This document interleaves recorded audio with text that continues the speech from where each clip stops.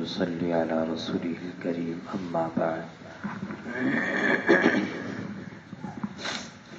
عن العرس بن عميرة رضي الله تعالى عنه قال قال رسول الله صلى الله عليه وسلم إذا عملت الخطيئة في الأرض كان من شهدها فكرهها كان كمن غاب عنها ومن غاب عنها فرزيها كان كمن شهدها او كما قال سيدنا رسول الله صلی اللہ علیہ وسلم. حضرت عرس بن عمیرہ رضی اللہ تعالیٰ عنہ سے روایت ہے، فرماتے ہیں کہ رسول اللہ صلی اللہ علیہ وسلم نے ارشاد فرمایا کہ زمین کے جس حصے پر اللہ کی نافرمانی ہو اور وہاں موجود لوگ اس کو ناپسند کریں تو وہ ایسے ہیں گویا کہ وہاں موجود ہی نہیں، یعنی ان کی باس پرس نہیں ہوگی. اور جو لوگ وہاں تو موجود نہیں، دور ہیں، لیکن اس نافرمانی پر دل سے راضی ہیں تو وہ ایسے ہیں گویا کہ وہاں موجود ہیں، ان کی پوچھ گچھ ہوگی، باس پرس ہوگی. جہاں کہیں بھی اللہ کی نافرمانی ہو، شریعت کے احکامات ٹوٹیں، وہاں پر جو لوگ موجود ہیں ان کی ذمہ داری ہے کہ وہ اس کو روکیں، اللہ کی نافرمانی سے لوگوں کو روکیں. ہاتھ کا استعمال کریں، یہ نہیں ہو سکتا ہو زبان کا استعمال کریں، یہ بھی نہ ہو سکتا ہو تو کم از کم دل سے تو برا جانیں، اس کو برا سمجھیں، اس سے ناراضگی کا اظہار کریں.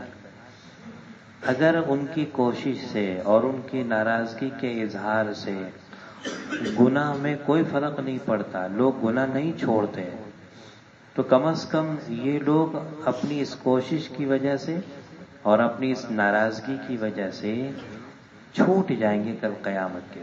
یہ ان کی پکڑ نہیں ہوگی، یہ گویا کہ یہاں موجود ہی نہیں ہے. نبی علیہ السلام نے فرمایا کان کمن غاب عنہا، یہ ایسا گویا کہ یہاں موجود ہی نہیں. یعنی انہوں نے حجت تام کر لی، انہوں نے کہہ سن کر، کوشش کر کے، اثر و رسوخ استعمال کر کے، یا کم از کم اپنے دل سے برا جان کر یہ لوگ بری ہو گئے. لیکن اگر کسی جگہ اللہ کی نافرمانی ہو اور ایک آدمی وہاں موجود نہیں لیکن وہ دل سے اس پر راضی ہے کہ یہ تو بڑا اچھا کام ہو گیا، تو یہ ایسا ہے گویا کہ یہ ان کے ساتھ شریک ہے گناہ میں. کان کمن شہیدہ، یہ گویا کہ ان کے ساتھ موجود ہے، ان کے ساتھ شریک ہے. اس کی کل قیامت کے دن پکڑ ہوگی، حالانکہ اس نے کوئی گناہ نہیں کیا، لیکن اندر دل کے میلان پر فیصلہ ہوگا کہ اس کا دل کا میلان کس طرف ہے. گناہ ہو رہا ہے تو یہ دل سے اس کو اچھا سمجھ رہا ہے، برا سمجھ رہا ہے. بہت مشہور واقعہ ہے، مفتی عبدالرؤف سکری صاحب دامت برکاتہم نے کتاب میں لکھا ہے کہ جب سعودی عرب میں ایک شخص کا انتقال ہوا، مسلمانوں کے قبرستان میں اس کو دفنایا، تھوڑے عرصے بعد قبر کھودنی پڑی، اندر سے عورت کی لاش نکلی. یہ واقعے کا چرچا ہوا، آواز اٹھی، پتہ چلا کہ انہی دنوں ایک یورپ کے قبرستان میں، کافروں کے قبرستان میں ایک عورت کو دفنایا تھا، اور وہاں قبر کھودنی پڑی تو وہاں سے ایک مرد نکلا. جب یہ دونوں باتیں ٹکرائی، تحقیق ہوئی، پتہ یہ چلا کہ یہ جو عورت تھی نا، یہ رہتی کفرستان میں تھی، اندر سے مسلمان تھی. اللہ نے اس کو مسلمانوں کے قبرستان میں پہنچا دیا.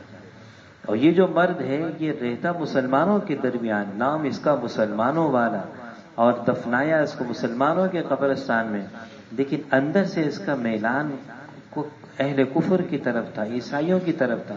اللہ نے اس کو مرنے کے بعد وہیں پہنچا دیا. تو میں اپنے دل کو ٹٹولوں، میں اللہ کی نافرمانی اور ناراضگی کے اعمال سے اندر سے کتنا پریشان ہو رہا ہوں. یہ میرے ایمان کی کسوٹی ہے. اگر میں اندر سے مطمئن ہوں، خوش ہوں، یہ بڑے خطرے کی بات ہے. میرے گھر میں شادی ہے، میرے خاندان میں شادی ہے، میں شادی ہال میں کھلے طور پر اللہ کی نافرمانی دیکھ رہا ہوں اور میرے اوپر جوں تک نہیں رینگتی، یہ بہت سخت خطرے کی بات ہے۔ اس کا مطلب یہ ہے اس آدمی کا ایمان انتہا درجے کا کم ہوا ہے، اس کو اپنے ایمان کی فکر کرنی چاہیے، کہیں اپنے ایمان سے ہاتھ نہ دھو بیٹھے۔